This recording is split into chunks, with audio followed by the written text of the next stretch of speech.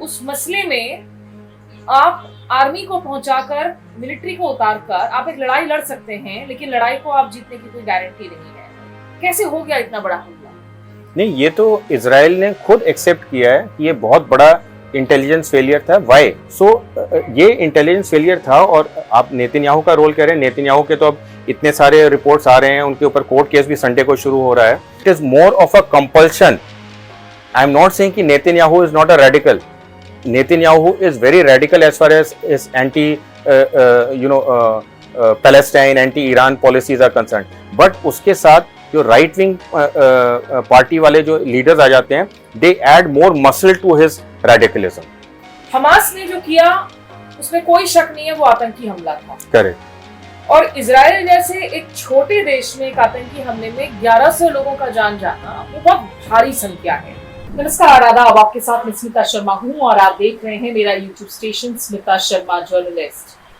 आपको पता ही है कि हम बहुत नजर बनाए हुए रखते हैं दुनिया भर की हलचल पर, जियो पॉलिटिक्स पर, और कुछ अच्छी आवाज़ों को हमेशा मैं इनवाइट करने की कोशिश करती हूँ जिनके साथ ठीक तरीके से मामलों की डीप डाइव कॉन्वर्सेशन कर सकें। तो हमारे एक एक्सपर्ट हैं जिनको आप आमतौर पर हमारे चर्चाओं में देखते हैं, colonel Rajiv Agarwal, retired army officer, जो इस वक्त सीनियर रिसर्च फेलो हैं चिंतन रिसर्च फाउंडेशन के साथ में। और अभी अभी उनकी एक नई किताब आई है एंड हाईली रिकमेंडेड किताब है। ये है between Tehran and Tel Aviv, Gaza story of unending war. तो एक तो हो गया कि ये परमाणु कार्यक्रम को लेकर चिंताएं जताई जा रही थी इजराइल की तरफ से, और आखिर उन्होंने कन्विंस भी किया। ट्रम्प को फर्स्ट टर्म में कन्विंस किया, सेकंड टर्म में तो युद्ध को लेकर कन्विंस कर ही दिया। अब तो उनको अपने चक्रव्यूह में ही फंसा लिया है।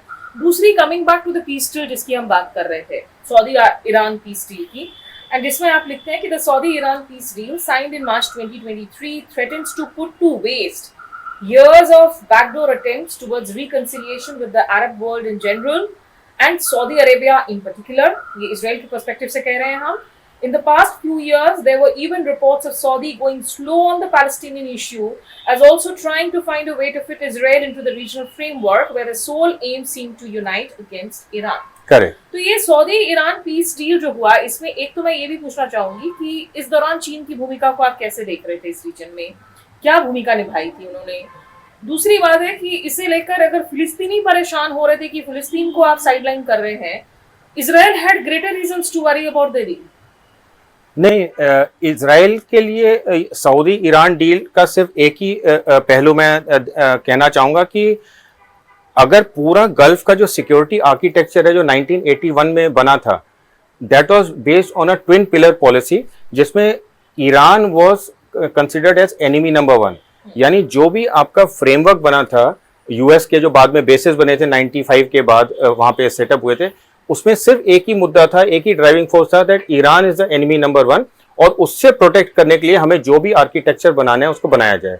Now Saudi Iran peace deal जो हुई और उसके बाद उनके डिप्लोमेटिक एक्सचेंजेस हुए, एम्बेसीज उनकी खुली, और उसके साथ साथ because this was a deadlock, ये डेडलॉक खत्म होते ही आपने देखा इजिप्ट और टर्की के बीच में बात हुई, बहरेन और ईरान के बीच में बात हुई, एक्सचेंजेस हुए, तो एक जनरल वेव जिसे कहते हैं रिकंसिलिएशन की वेव शुरू हो गई थी। सीरिया को वापस अरब लीग में परमिट किया गया अप्रैल 2023 में।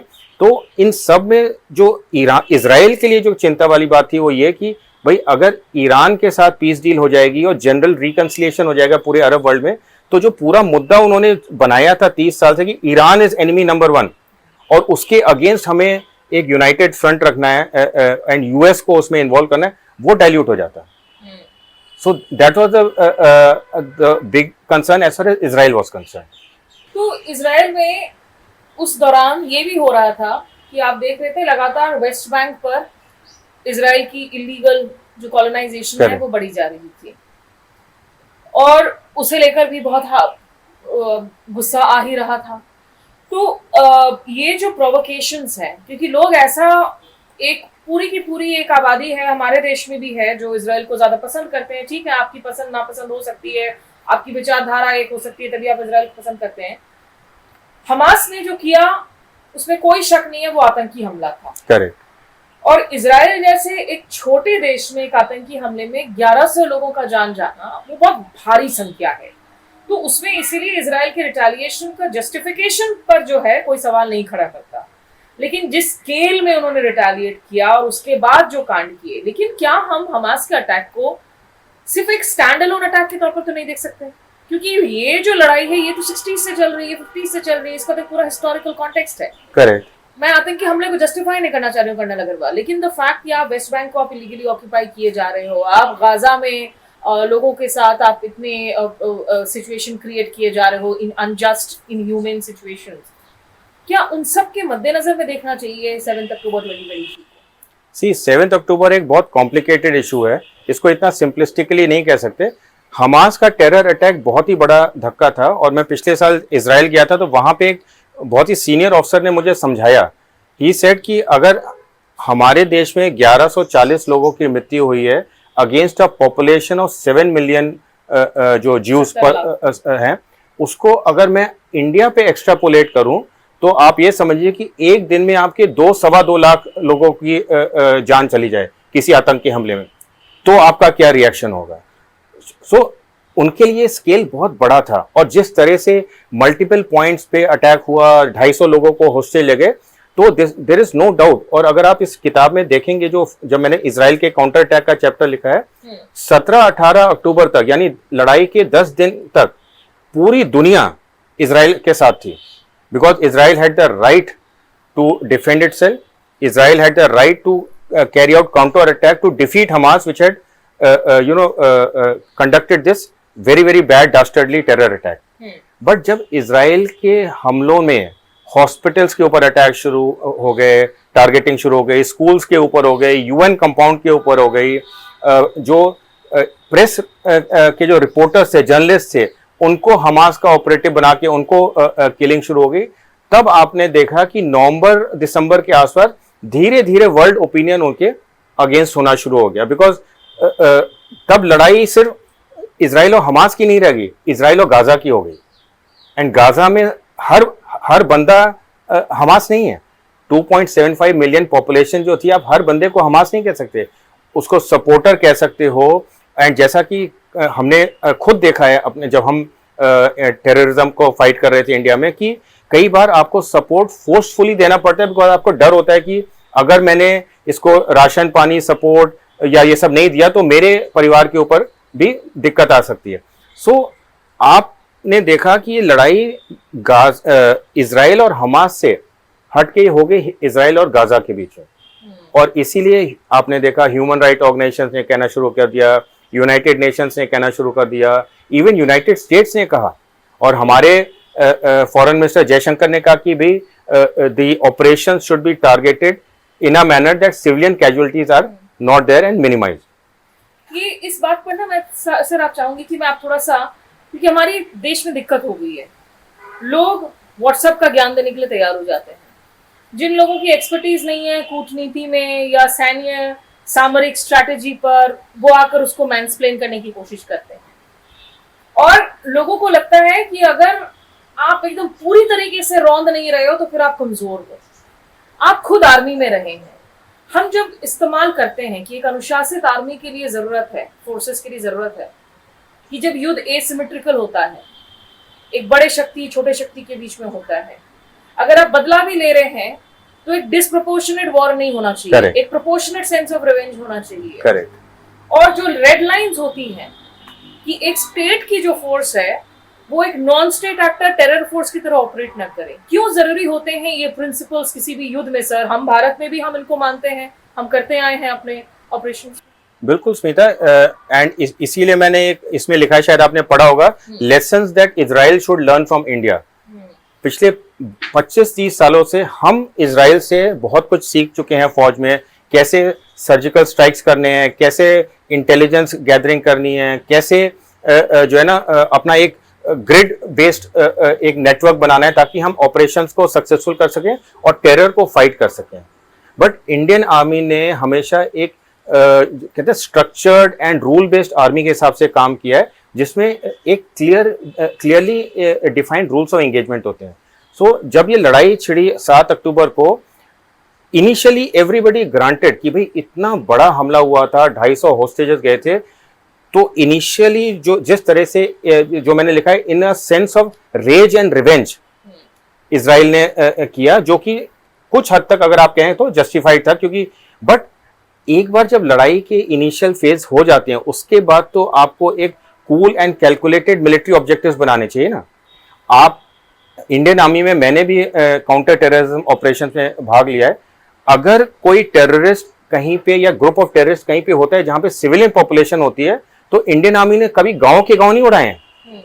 आपने at the expense of that operation getting prolonged and even at the cost of getting some damage to your own troops और इक्विपमेंट, आपने रूल्स ऑफ एंगेजमेंट को फॉलो किया है। सो ये वाली बात जब इजराइल ने नेग्लेक्ट करना शुरू की, तब जो है पूरा वर्ल्ड ओपिनियन उनके अगेंस्ट होना शुरू हो पर गया। ये देखने को मिल रहा है, वेदर इट इज ईरान या लेबनान में, जिस तरीके से लेबनान में जहां इस युद्ध विराम की बात हुई, ईरान यूएस में कुछ ही घंटों के अंदर हमने देखा 10 मिनटों में 100 एयर स्ट्राइक्स, और पूरे रिहायशी नेबरहुड्स में जर्नलिस्ट की जान, यूएन पीस कीपर्स की जान, वहां पे भी वही सेम टेम्पलेट का इस्तेमाल कि यार ये तो हिजबुल्लाह ने इन लोगों को ह्यूमन शील्ड बना रखा है, हिजबुल्लाह है, हम तो हिजबुल्लाह को टारगेट कर रहे हैं, उनको हम पहुंचने के लिए हम रिहायशी इलाकों को उड़ा देंगे, जाने चले जाएंगे, हमें परवाह नहीं।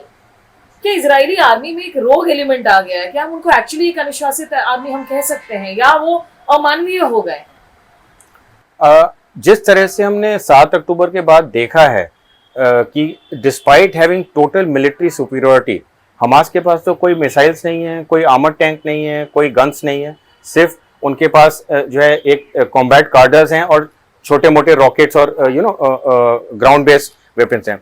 तो डिस्पाइट हैविंग मिलिट्री सुपीरियरिटी, अगर आपने रूल्स ऑफ एंगेजमेंट को, जो एक internationally accepted rules of engagement हैं, उनको नहीं माना है, प्लस आपने देखा होगा बहुत सारी रिपोर्ट्स आई हैं जिसमें कि पैलेस्टीनियंस को जो है बिना वजह पहली बात तो कैप्चर किया गया है, और दूसरी बात उनको फिर इन कैप्टिविटी टॉर्चर किया गया है। लाइव मतलब वीडियोस आए हैं जिसमें कि 8-10 साल के बच्चे को उठा रहे हैं, उसको ले जा रहे हैं, थप्पड़ मार रहे हैं। एक आध बंदे को आपने देखा होगा कि उन्होंने बोला ठीक है तुम चले जाओ, वो जा रहा है और पीठ पीछे उसको गोली मारी जा रही। This is not done by an professional army.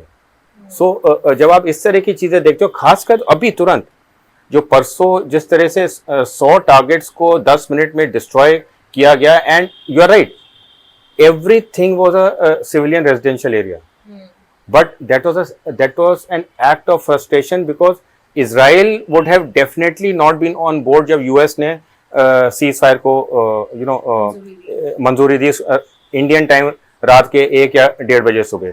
So that was more an act of frustration, and before उनका था कि भाई इससे पहले कि कोई बोले ये तो कम से कम कर ही दो।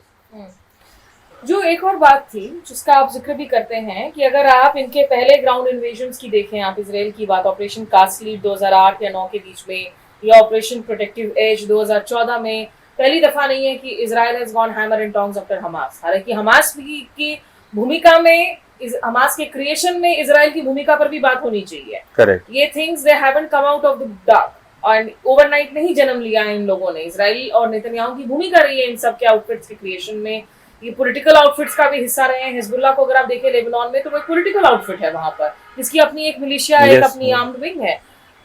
तो इतनी दफा जब वो जाते हैं, आज की तारीख में आप क्या कहेंगे? हमास को खत्म कर दिया था इजराइल ने? नहीं। सो ये जो ऑपरेशंस मैंने मेंशन किए हैं, ऑपरेशन कास्टलीड 2008-9 में हुआ, फिर आपका गार्जियन ऑफ वेल्स हुआ, फिर ये कई सारे जो ऑपरेशन है, इसमें एक इजराइल ने एक बहुत ही बढ़िया जो स्ट्रैटेजी अपना ली थी, short and swift operation. Hamas ने अटैक किया गाजा के थ्रू, या कोई इजराइल के अंदर अटैक हुआ जो कि हमास से एसोसिएटेड है, आपने तुरंत सर्जिकल स्ट्राइक्स लॉन्च किए, एयर स्ट्राइक्स लॉन्च किए, जरूरत पड़ी तो ग्राउंड ट्रूप्स इंसर्ट किए, 8 दिन, 10 दिन, 12 दिन, 2 हफ्ते जो भी है, and quick end to the operation and come back. This was part of a beautifully and constructed and successful strategy of Israel. इस बार because maybe the scale was so high, the attack was so brutal, तो उन्होंने कहा भी अब there can not be any more short and swift operation. इस बार तो जैसे नेतन्याहू और उनके डिफेंस मिनिस्टर ने कहा भी था 7 अक्टूबर के बाद कि Hamas will be eliminated from the face of the earth, Gaza will be razed to the ground. तो इस बार उन्होंने अगर हम वाजपेयी जी की भाषा में करें, आर या पार की लड़ाई के ऊपर मन बिठा लिया था, बिकॉज दे सेड ये एपिसोडिक कॉन्फ्लिक्ट्स चल नहीं सकते कि हर 2 साल में हम एक लड़ाई करेंगे, 15 दिन के लिए जाएंगे, फिर वापस आएंगे, फिर 2 साल तक शांति रहेगी, फिर लड़ाई हो जाएगी। तो इस बार हमें ये आर पार की लड़ाई इसको खत्म करना है। बट जो आपका सवाल है, क्या एज अ मिलिट्री कमांडर आप इस ऑब्जेक्टिव को डिफाइन कर सकते हैं, eliminate Hamas from the face of the earth, या Gaza to be razed to the ground? इसको आप मिलिट्री ऑब्जेक्टिव में कैसे कन्वर्ट करेंगे? You can not convert it. And IDF chief ने कई बार बोला, उनके बाकी कमांडर्स ने भी कई बार बोला जब गाजा की लड़ाई चल रही थी कि भाई we need to be realistic about our political and military objectives. Hamas is not a bunch of 20, 30, 40 people or 25,000 people. It is a movement. It is an ideology. Ideologies cannot be killed. Military can only, give you a situation or a platform where political and diplomacy has to take it over. They cannot deliver you the end result. Kashmir में भी जो अब हालात इतने अच्छे हैं, कैसे हुए हैं? Because काउंटर टेरर ऑपरेशंस का जो एक ग्रिड बना, इंटेलिजेंस का जो ग्रिड बना, उसने धीरे धीरे करके इतना अच्छा नेटवर्क बना लिया कि आपको एक प्लेटफॉर्म मिल गया जिसके ऊपर फिर आप पॉलिटिकली और डिप्लोमेटिकली उसको सिचुएशन को हैंडल कर सकते थे। आज कश्मीर में it is not a military situation primarily, military is in the background, it is basically a political and administrative, that is why you seeing कि प्रोग्रेस हो रहा है कश्मीर में। और यही बात बार बार कही भी जाती है, दोहराई भी जाती है कि जब एक मसला राजनीतिक विवाद हो, जो जमीन से जुड़ा हुआ मुद्दा हो, जो लोगों की पहचान से जुड़ा हुआ मुद्दा हो, उस मसले में आप आर्मी को पहुंचाकर, मिलिट्री को उतारकर आप एक लड़ाई लड़ सकते हैं, लेकिन लड़ाई को आप जीतने की कोई गारंटी नहीं है। उसको आप अगर आप चाहते हैं कि आप सिर्फ हथियारों से जीत ले उस लड़ाई को, तो ये मुमकिन नहीं हो पाता है। लेकिन कर्नल अग्रवाल, जहां तक इजराइल की फेलियर का सवाल है 7 अक्टूबर 2023 में, शुरू में तो ठीक है, लोग आपके साथ एक आ जाते जब आतंकी हमला होता है, और ये हमने हमारे देश में भी देखा है।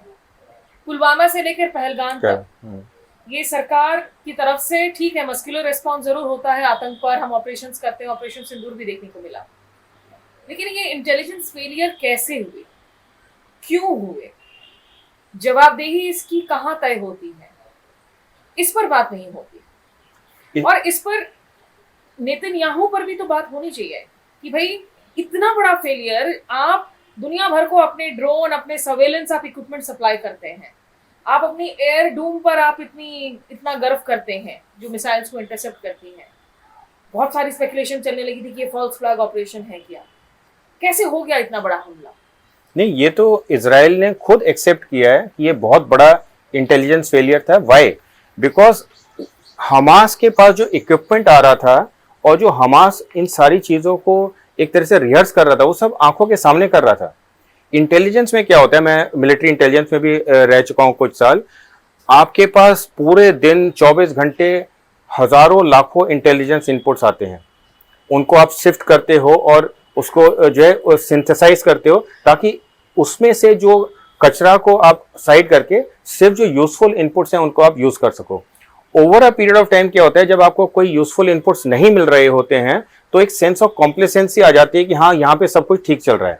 इसीलिए मैंने लिखा भी है कि 2021 के बाद पूरा फोकस कहाँ पे हो गया था, वेस्ट बैंक पे हो गया था। इसलिए हमास और गाजा को लेके धीरे धीरे मेरे हिसाब से एक सेंस ऑफ कॉम्प्लेसेंसी भी आ गई थी कि यहाँ पे अब कुछ ज्यादा नहीं होने वाला है, एक you have to just maintain and hold the fort.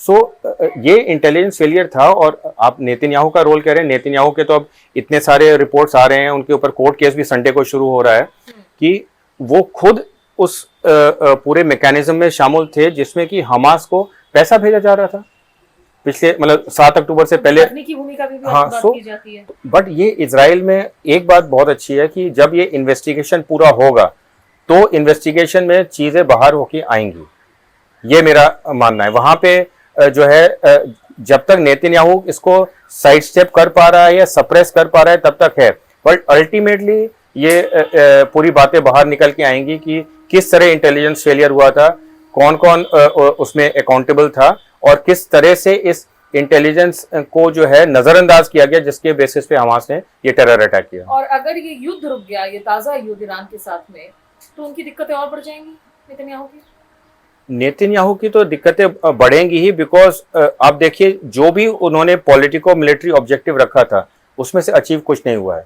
कल आपने देखा उनके जो अपोजिशन लीडर हैं यार लपिड, उन्होंने क्या कहा कि भाई आपने 1 2 3 4 चीजें बोली थी, उनमें से कुछ भी अचीव नहीं हुआ, ऊपर से आपने इसराइल में इतना ज्यादा डिस्ट्रक्शन करवा दिया बिकॉज इसराइल ईरान के जो मिसाइल और ड्रोन गिरे हैं कि अभी आने वाले कुछ सालों तक इसराइल को सिर्फ रिकवर करने में लग जाएगा। तो आपने अपने पर्सनल एजेंडा के लिए आपने देश को हमारे बिल्कुल बर्बाद कर दिया है। प्लस आप देखिए इसराइल में आर्मी बहुत छोटी है, ज्यादातर जो फौज इनके लड़ती है वो आती है रिजर्विस्ट से। रिजर्विस्ट कौन होते हैं? जो कि नॉर्मल अपनी लाइफ चला रहे हैं, कोई दुकान में है, कोई पेट्रोल पंप पे है, कोई लाइब्रेरी में है, कोई यूनिवर्सिटी में है, ये सारे उनको जो है कॉल अप दिया जाता है और वो आके दोबारा ज्वाइन करते हैं, दोबारा इक्विप होते हैं, दोबारा लड़ाई ज्वाइन करते हैं, और जब लड़ाई खत्म हो जाती है तो उनको डिसबैंड कर दिया जाता है, वापस अपनी सिविल लाइफ में चले जाते हैं। तो जितनी लड़ाई लंबी चलती है उनकी जो नॉर्मल लाइफ है, जो इकोनॉमी है इसराइल की, वो भी तो पूरी डिस्टर्ब हो रही है ना। वैसे थोड़ा सा सिर्फ दर्शकों को ये क्लैरिफाई भी कर दे कि इसराइल में कंपल्सरी मिलिट्री ट्रेनिंग है एक सर्टेन वक्त के लिए, तो वो ट्रेनिंग करने के बाद में लोग जो है वो चुन लेते हैं आप आर्मी में रहते हैं या आप अपनी आम नागरिक की जिंदगी गुजार रहे होते हैं, और उन्हीं लोगों को जो है फिर वो रिजर्विस्ट वाली सूची में जो है डाल दिया जाता है। तो सर यहाँ पर ये भी जरूर पूछना चाहूंगी कि जैसे इसराइल की मुझे एक और दिक्कत दिखती है, कॉन्ट्रडिक्शन है।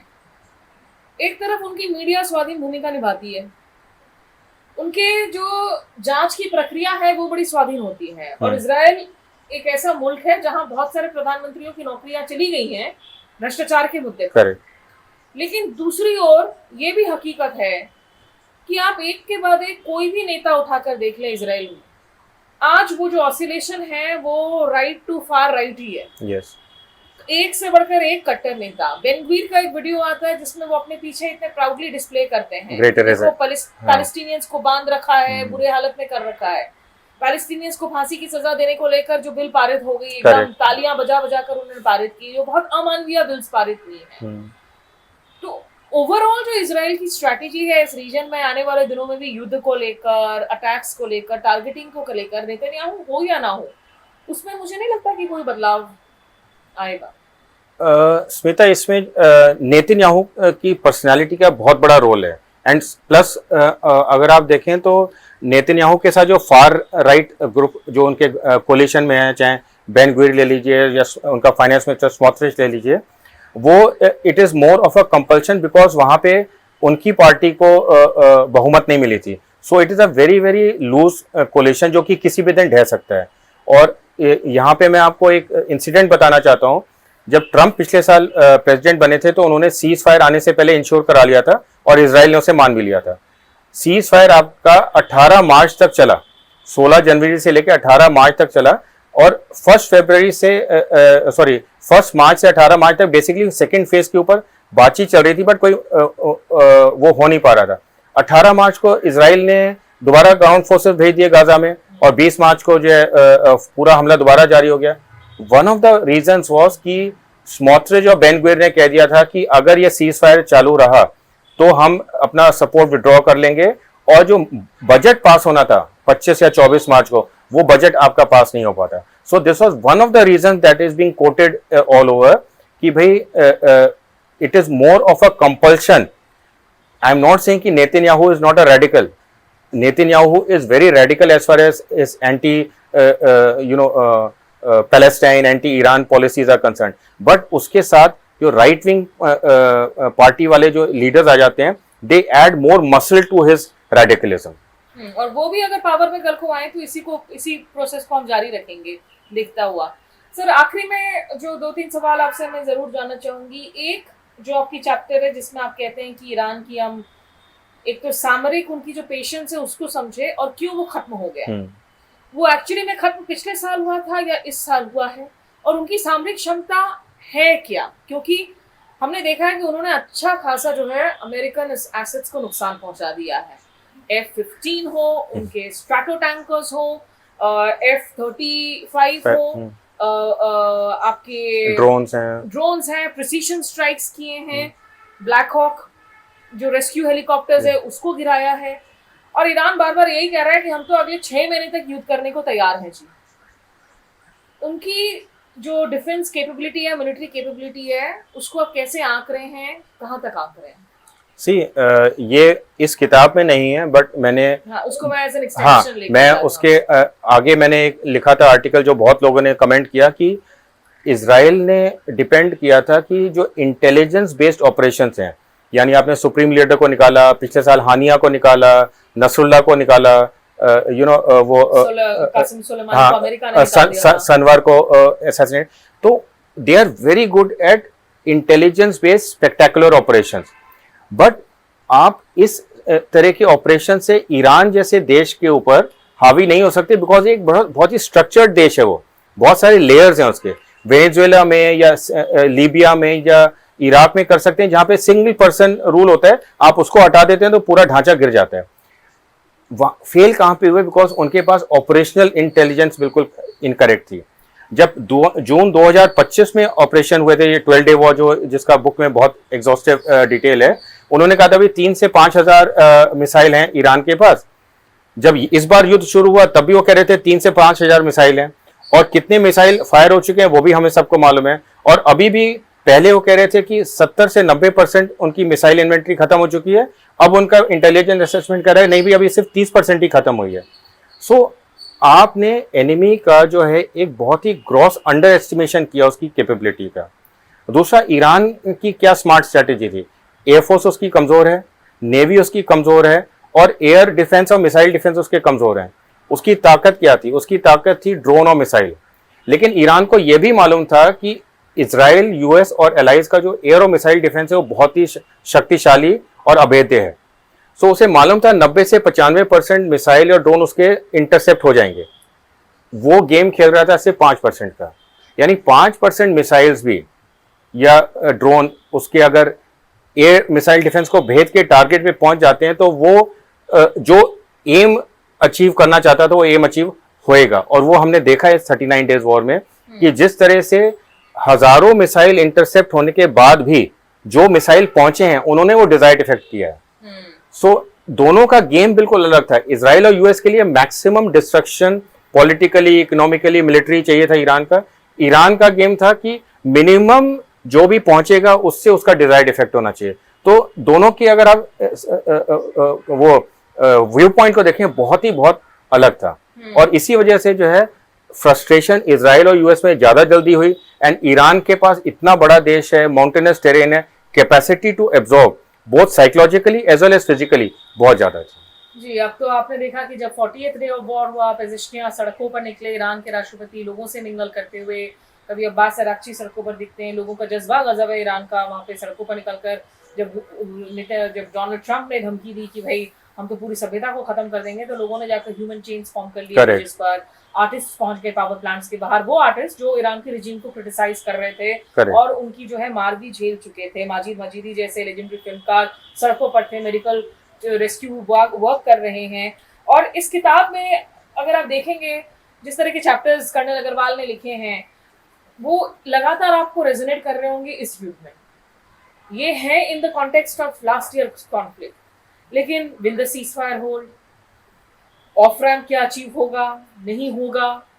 इजराइल की अपने अंदर की कश्मकश, जो चीजें उस वक्त थी वही चीजें अभी हैं और एम्पलीफाइड हैं।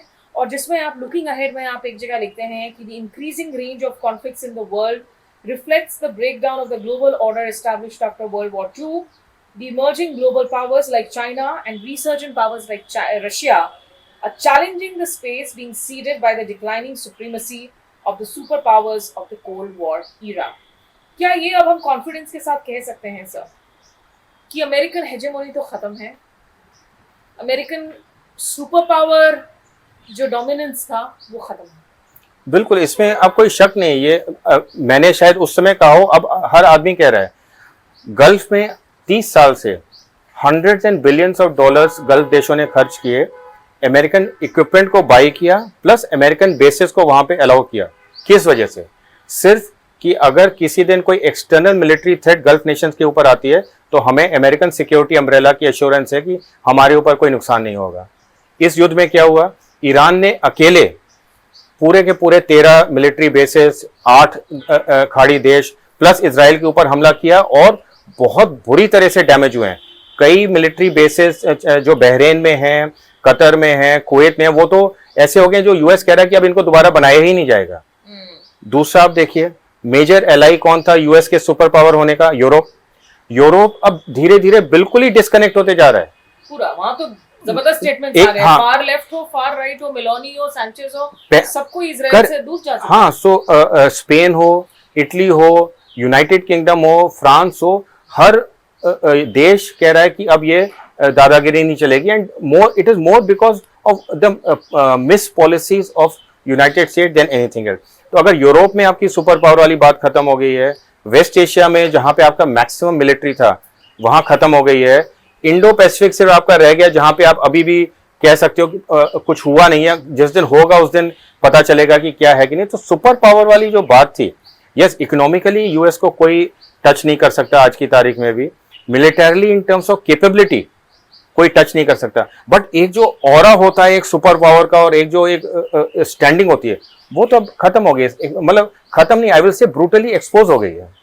सर, तो इसमें फाइनल क्वेश्चन, अगर अमेरिकन सुपर पावर जो रोल है उसको बहुत बुरी तरीके से नुकसान हुआ है, इंडिया की जो एक छवि रही थी एज ए रीजनल, कम से कम लीडिंग लाइट, इमर्जिंग पावर, हम ग्लोबल साउथ के अपने लीडर्स के तौर पर खुद को प्लेस करते हैं, और उसमें फिलिस्तीन को लेकर हमारा एक परंपरागत पोजीशन रहा। वो साल कुछ वक्त में बहुत बदलते हुए हमने देखा, इजराइल के साथ नजदीकियां इतनी बढ़ गई, और तो और इस युद्ध के 2 दिन पहले जो है प्रधानमंत्री मोदी का वहां जाना, इजरायली कनेसेट में फिलिस्तीन का, गाजा का जिक्र तक नहीं करना, और फिर भारत की एक लंबी चुप्पी रही। और जो भी बयान इस युद्ध के दौरान आए हैं, खामनेई की किलिंग, मिनाब स्कूल में बच्चियों की किलिंग, आयरिस देना में नाविकों की किलिंग इंडियन ओशन रीजन में, और लेबनान में इजराइल की ऑफेंसिव, कम से कम 1600 लोगों की जान इस फ्रेश एक दिन के एयर स्ट्राइक से चली गई है संघर्ष विराम के होने के बाद में। भारत को अगर आप इस किताब की सीक्वल लिख रहे होंगे, आप क्या सलाह देंगे? और इसमें एक चैप्टर आपने लिखा भी है कि does India have a role in the Gaza peace board. Correct. Gaza peace board में भारत की भूमिका, और ओवरऑल इस क्षेत्र में ईरान के साथ, इजराइल के साथ संबंधों को देखते हुए भारत को अपना रुख आगे कैसे बदलना चाहिए, क्या सुझाव देंगे आप? देखिए, गाजा पीस के बारे में हमने इस किताब में लिखा है कि इंडिया के पास 2 बार मौके आए थे। एक बार सितंबर में आया था जब ट्रंप ने इजिप्ट में जाके बोर्ड ऑफ पीस का ऐलान किया था, एंड तब हमने जो है, मतलब हमारे प्राइम मिनिस्टर नहीं गए थे, बाकी कई लोग गए थे, बट उस समय हमारा यूएस के साथ ट्रेड टैरिफ्स के ऊपर काफ़ी क्रॉस चल रहा था, तो मान सकते हैं। नवंबर में यूनाइटेड नेशंस सिक्योरिटी काउंसिल ने बोर्ड ऑफ पीस को वो दे दिया। तो इंडिया हमेशा ये कहता है कि भी कोई भी अगर चीज़ हो उसमें अगर यूएन सिक्योरिटी काउंसिल का ठप्पा हो और ब्लू फ्लैग का ओवरऑल वो हो तो हम उसमें कंसिडर करने की बात कर सकते हैं। लेकिन जो जनवरी और फरवरी में जो बोर्ड ऑफ पीस के ऊपर हुआ, उसमें हमने जो है फरवरी में हम एज ऑब्जर्वर गए, बट हमने कोई उसमें जैसे कहते हैं प्रोएक्टिव कोई स्टैंड लेने की कोशिश नहीं की है।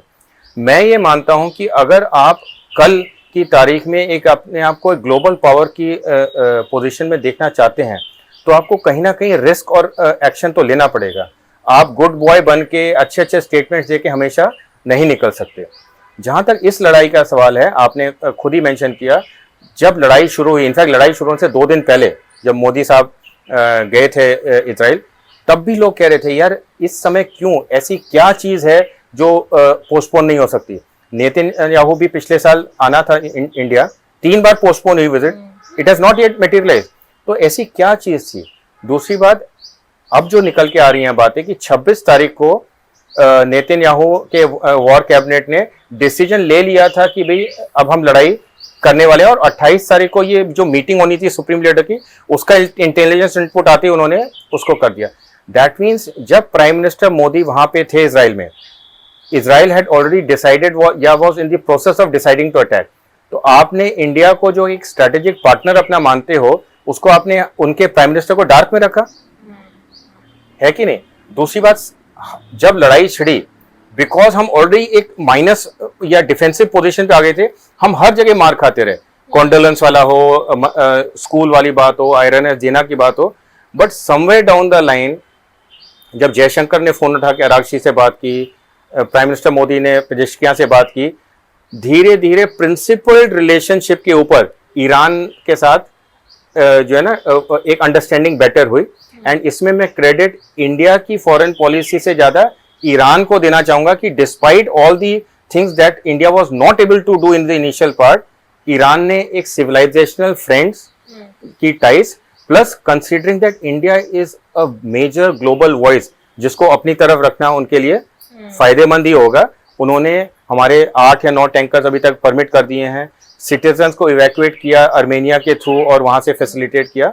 सो as we stand today Iran के साथ इंडिया की काफी जैसे कहते हैं ना एक रिलेशनशिप या एक वो रिपेयर हो गई है जी। और उसमें जैसा ईरान के नेता बार बार खुद याद दिला रहे हैं कि एक बहुत अहम भूमिका रही है भारत के लोगों की, क्योंकि हमने देखा सिर्फ जम्मू कश्मीर लद्दाख ही नहीं, जिसके तो बहुत क्लोज ताल्लुकात हैं ही, कश्मीर को मिनी ईरान भी कहा जाता है। और उस पर सजाद करगिली से मेरी एक बातचीत है जो आप लोग देख सकते हैं उसके इतिहास पर। लेकिन पूरे पैन इंडिया से हमने देखा लोग आगे बढ़ चढ़ कर आए, जैसे डोनेट कर रहे हैं, रिलीफ मटेरियल दे रहे हैं, तो वो जो गुडविल जनरेट हुआ उसको भी एक्नॉलेज किया है ईरान के हुक्मरानों ने, ईरान के नेताओं ने। बहरहाल ये युद्ध मेरी नज़रों में तो अभी ये कहीं खत्म नहीं होने वाला है। क्रिस्टल गेजिंग करके फायदा नहीं है, लेकिन राजीव जी को हम परेशान करते रहेंगे आने के लिए हमारे शोज पर। आज मैंने कहा कि आज इनकी किताब पर खास बात करती हूँ। इसमें एक चैप्टर सीरिया के फॉल पर भी है जिसमें वो लिखते हैं कि वो जो फॉल हो रहा था it was reading like a thriller, और ये किताब भी जो है it reads like a thriller in the making. और जिस तरीके से बहुत सरल भाषा में राजीव जी ने पूरे एक क्रोनोलॉजी को समझाया है और क्रोनोलॉजी ऑफ इवेंट्स के पीछे एक कॉन्टेक्स्ट को समझाया है। तो ये किताब आप लोग चेकआउट कर सकते हैं, बिटवीन तेहरान एंड तेल Aviv, Gaza story of unending war. अब ये अवेलेबल है। और राजीव जी बहुत शुक्रिया आपका तमाम वक्त निकालने के लिए। Thank you Smita, it was a pleasure, बहुत अच्छा लगा। शुक्रिया। तो आप लोगों को भी अगर ये वीडियो पसंद आए तो जरूर शेयर कीजिए। हमेशा की तरह क्विक रिमाइंडर, चैनल सब्सक्राइब कीजिए, बेल आइकन नोटिफिकेशन प्रेस कीजिए तमाम अलर्ट्स के लिए। सहयोगी सार्थक चंदन के साथ मैं स्मिता शर्मा, हमें देखने के लिए शुक्रिया। नमस्कार, आदाब।